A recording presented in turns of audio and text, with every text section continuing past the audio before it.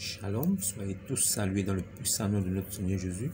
Alors, j'aimerais vous rappeler que c'est le nom qui a été donné au-dessus de tout nom. Et ce n'est qu'à ce nom que l'on peut être sauvé. Alors, bien-aimés en Jésus, croyants de Jésus, croyants des Saintes Écritures, de la Torah et de l'Évangile, ceux qui ont mis foi, qui sont descendants d'Abraham comme moi, qui sont chrétiens, ça veut dire qu'ils manifestent en eux l'esprit de Christ, qui font les choses selon Christ, qui disent les paroles de Christ, qui ne vont pas plus loin que ce qui est écrit, qui ne disent pas des choses qui ne sont pas écrites, qui sont capables de répondre à cet écrit où. Alors, ayez toujours cette parole dans la bouche quand vous rencontrez quelqu'un qui se dit prédicateur de Dieu, qui se dit pasteur de Dieu, qui se dit évangéliste, qui se dit prophète de Dieu, qui se dit envoyé de Dieu. Alors, soyez capable de lui poser la question après qu'il ait posé l'acte, après qu'il ait vomi son fruit, après qu'il ait dit quelque chose. C'est écrit où? Donnez-moi le verset, pasteur, je vais aller vérifier. C'est écrit où? Donnez-moi le verset, homme de Dieu, je vais aller vérifier. C'est écrit où? Ce sera la question fondamentale qui va renverser tous les dieux Baal, qui va renverser toutes les montagnes de Baal, tous les dieux érigés d'hommes, de mains d'hommes, qui sont aujourd'hui comme des doctrines pour ceux qui sont enfants de Dieu. Pour les brebis égarées de la maison de Dieu, alors ceux-là seront perdus. Ceux qui n'ont pas la connaissance, qui n'ont pas la révélation, seront égarés. Ils seront trimballés dans la poussière par ceux-là. Parce que ceux-là connaissent les Écritures, mais ils les pervertissent à leur avantage. Alors, je voudrais vous dire que celui qui vient de Christ dit les paroles de Christ et fait la volonté de Christ. Lui-même, il est serviteur des brebis de Christ parce qu'il est un berger pour les brebis. Je n'ai jamais vu une brebis qui s'occupe du berger de toute ma vie. Vous aussi qui suivez cette vidéo, vous ne verrez jamais une brebis s'occuper du berger. C'est le berger qui a le droit, qui a le pouvoir, qui a l'autorité de s'occuper des brebis. Alors, si vous voyez un homme de Dieu qui ne peut pas s'occuper des brebis, mais qui veut être occupé, en fait, qui voudrait que les brebis s'occupent de lui, c'est un faux envoyé de Dieu. Il est là pour ses moyens, il est là pour de l'argent. C'est un boutiquier. C'est un pasteur bandit bonbon. C'est un vendeur d'huile d'olive. Et vous verrez qu'il vous vendra l'huile d'olive. Il vous vendra le parfum sanctifié. Il vous vendra aussi l'eau sanctifiée. Il vous vendra même l'eau du puits de Jacob. Il vous vendra même l'huile de la corne de Moïse. Il vous vendra même les caleçons avec sa photo dessus sanctifié. Il vous vendra même le sel bénite. Il vous dira qu'il a prié dessus et que le sel là vient d'Israël. Il vous dira toutes ces choses. Il vous vendra des choses, des machettes. Il vous dira qu'avec ces machettes, vous allez tailler Satan. Il vous vendra même des couteaux. Il vous vendra tous des gadgets possibles. Il pourra même vous vendre même des chapelets. Il vous dira que si vous avez ces chapelets, rien ne peut vous arriver de mal. Il vous vendra même des bagues de chapelets. Il vous vendra même des parfums des anges, comme Saint-Michel, Archange, parfum Saint Machin, parfum tout ça. Comme les catholiques, ce ne sont pas des envoyés de Dieu. Alors Dieu lui-même, il a réussi à les avoir. Il a installé l'abomination au milieu d'eux, afin que ceux qui ont le discernement puissent voir et savoir que ce ne sont pas des envoyés de Dieu. Quelqu'un où c'est écrit, je te salue Marie, toi à qui une grâce a été faite. Lui prononce avec sa bouche, je vous salue Marie, pleine de grâce, mère de Dieu. Quelqu'un comme ça, vous le suivez. Posez la question à votre pasteur, c'est écrit où? Posez la question à votre prêtre, c'est écrit où? Posez la question. Le pape dit qu'il est le remplaçant légal de Jésus sur la terre. Alors, Paul a dit que Jésus-Christ, il possède un sacerdoce. Il ne possédait pas. Si on dit il possédait, ça veut dire qu'il est mort. Jésus a dit dans l'Apocalypse qu'il était mort. Maintenant, il est vivant au siècle des siècles. Nous savons qu'il viendra et tous les peuples de la terre se lamenteront à cause de son nom. Même ceux qui l'ont percé. Alors toute la terre tremblera de le voir venir. Jésus-Christ reviendra pour juger les morts et les vivants. Ça veut dire qu'il va revenir, ça veut dire qu'il est vivant. Alors s'il a dit qu'il est vivant au siècle des siècles, ça veut dire qu'il est vraiment vivant. Maintenant, le pape dit qu'il est le remplaçant de Jésus. Sur quelle base? Comment peux-tu remplacer quelqu'un qui est vivant au siècle des siècles? Tu le remplaces comment? Si tu le remplaces, alors ressuscite les morts, guéris les malades, donne la paix au monde. Alors fais des miracles prodigieux pour que nous puissions voir et croire que tu es vraiment remplaçant de Jésus. Ce n'est pas le cas. Le pape n'a jamais fait le moindre miracle. Lui-même, il est vulnérable. Il meurt comme des mouches là-bas, rempli de péchés. Le catholicisme romain n'est pas l'église des saints. Il n'y a pas Dieu dedans. Celui qui reste là-bas, il reste là-bas pour son buzz. Jésus-Christ ne connaît pas l'église catholique des Romains. N'oubliez pas de vous abonner et de liker, c'est important pour la suite de la chaîne. Pour moi-même. Alors, je fais cette vidéo pour vous donner quelque chose aujourd'hui. Je veux vous donner un petit cadeau ce soir pour que vous ne dites pas que j'invente ou bien je raconte des choses pour que vous puissiez peut-être m'écouter. Je veux vous amener vers la lumière. Alors, cette façon de faire, vous n'aimerez pas. Peut-être que cela ne vous plaira pas. Mais la vérité de Dieu ne plaît pas à tout le monde. Parce que la vérité de Dieu est crue. Et c'est la vérité. Elle ne peut pas plaire. Parce que ce qui est vrai ne plaît pas. Tout le monde n'est pas attiré par ce qui ne brille pas.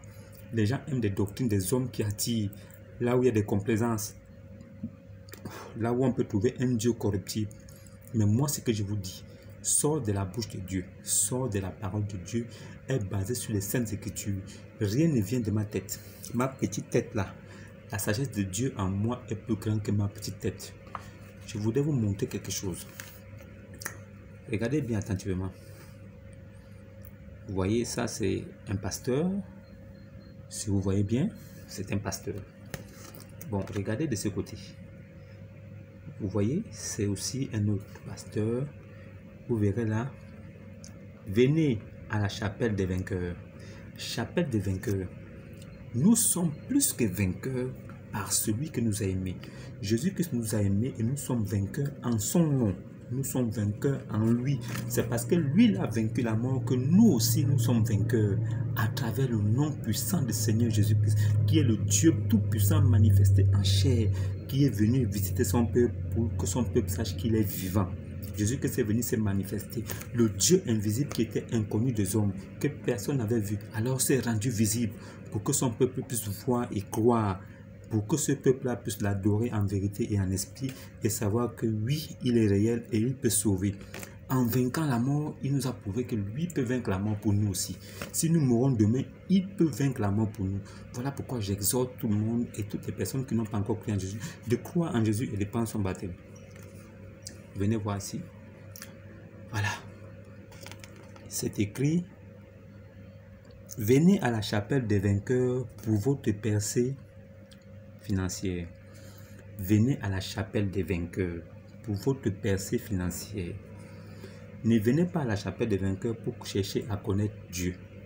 Ne venez pas pour chercher à savoir qui est Dieu, comment il s'appelle, comment il aimerait qu'on l'adore, comment peut-on se rapprocher de Dieu, comment peut-on le connaître et devenir son enfant. Alors comment hériter avec lui de la vie éternelle? Comment devenir enfant de Dieu? Comment devenir véritable? Comment devenir la vérité, la lumière et la vie? Comment devenir un immortel en Jésus? Non, venez pour la percée financière. Jésus est-il venu mourir sur la croix pour que les gens soient riches? Est-ce que Jésus est venu mourir pour rendre les gens riches? Frère, si tu es pauvre et que ta pauvreté persiste, c'est Dieu qui veut que ce soit comme ça. Il a un plan derrière. Alors toi, un homme, que peux-tu faire? Dieu a établi ton destin. Ton destin est tracé depuis la fondation du monde. Il n'y a pas un homme sur la terre qui peut venir changer ton destin. Le destin d'un homme ne peut pas être changé par un autre. C'est impossible. Même celui qui vient de la part de Dieu, un prophète, il vient pour apporter la nouvelle de Dieu, pour apporter la parole de Dieu, pour édifier le peuple par rapport aux choses à venir, par rapport aux événements passés. Il ne vient pas pour changer le destin des gens. Un prophète n'est pas là pour changer le destin des gens. Arrêtez ça. Arrêtez de faire des tracts comme ça où vous dites que venez pour votre percée financière. Donc ils ne peuvent pas venir là-bas pour connaître Dieu. Ils doivent venir pour leur percée financière. Qui t'a dit que Dieu est venu mourir sur la croix pour que vous puissiez avoir de l'argent? Qui vous a dit ça? Quand vous faites ça, vous partagez ça, c'est quoi? Moi, c'est des choses comme ça que je dénonce. C'est des choses comme ça que j'aime pas voir.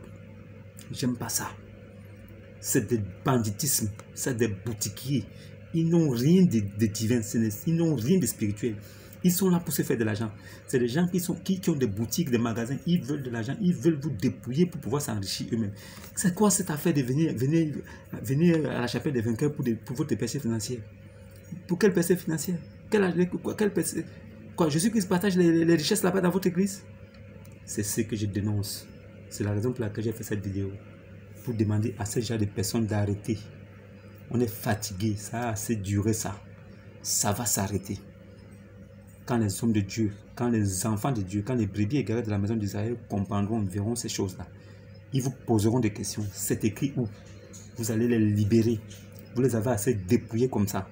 Ils sont là-bas depuis des années, rien n'a changé. Ils ont la même situation. C'est vous qui avez des grosses voitures, des belles maisons, vous envoyez vos enfants en Europe. Vous n'êtes pas fatigué de dépouiller le peuple? Arrêtez ça, vous êtes des voleurs. Quelle percée financière, hein?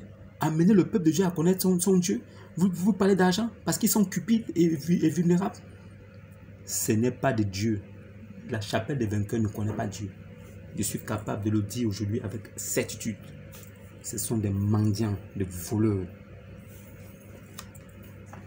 Alors, j'espère que vous avez reçu cette vidéo et que cette vidéo vous a permis d'ouvrir les yeux sur certaines vérités, sur certaines choses que vous ignorez. Il est important que vous sachiez que Dieu envoie toujours ses prophètes et que ces prophètes sont toujours là. Alors, comment ferez-vous pour savoir si celui-ci est un prophète de Dieu ou pas? C'est quand il dira des choses que Dieu a dit lui-même. C'est quand il fera des choses que son maître a laissé. Un envoyé et un élève et un apprenti ne fait que ce que son maître leur a appris. Alors, si tu viens de la part de Dieu, tu feras les choses que Jésus-Christ a fait. Tu n'iras pas plus loin ou moins loin. Tu t'arrêteras sur ce qu'il a fait. Tu diras la parole qu'il a donnée et tu feras les choses qu'il a fait. Tu ne diras pas des choses pour plaire aux gens, mais tu leur diras la vérité.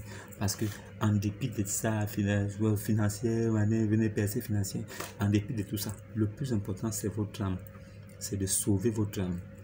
Un prédicateur, un guide spirituel, un berger est là pour vous permettre de sauvegarder votre âme et d'hériter de la vie éternelle.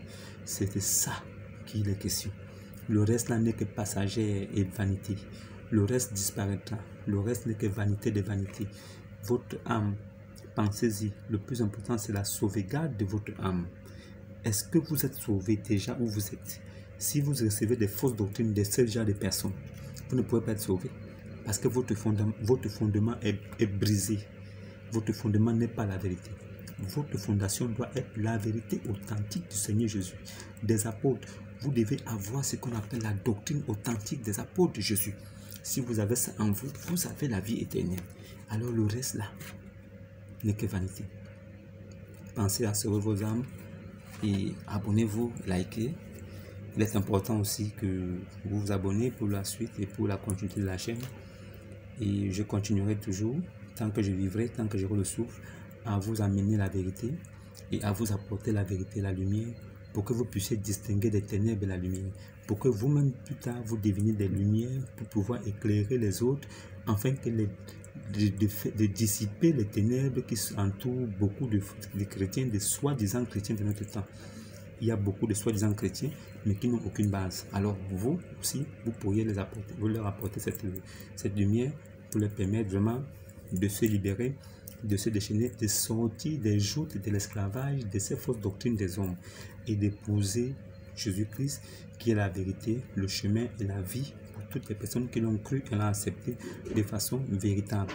Il est le Dieu véritable et la vie éternelle. Alors sur ce, n'oubliez pas de vous abonner.